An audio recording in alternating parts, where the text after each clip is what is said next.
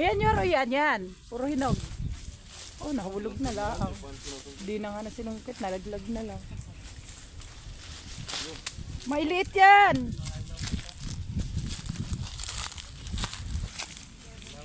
Huwag nang pitasin. Nandiyan yung isa yung nahulog.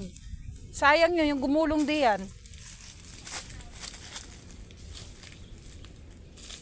Hinog yung gumulong? Oo. Hindi naman yan. Malaki din yun. Baka ito. Ito maliba lang. Hindi yan. Malit lang yan. Ay, para na may kaapak ng tao.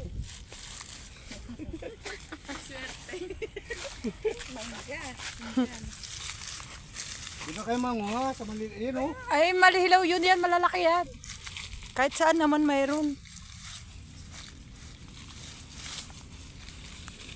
Matamis yan dyan.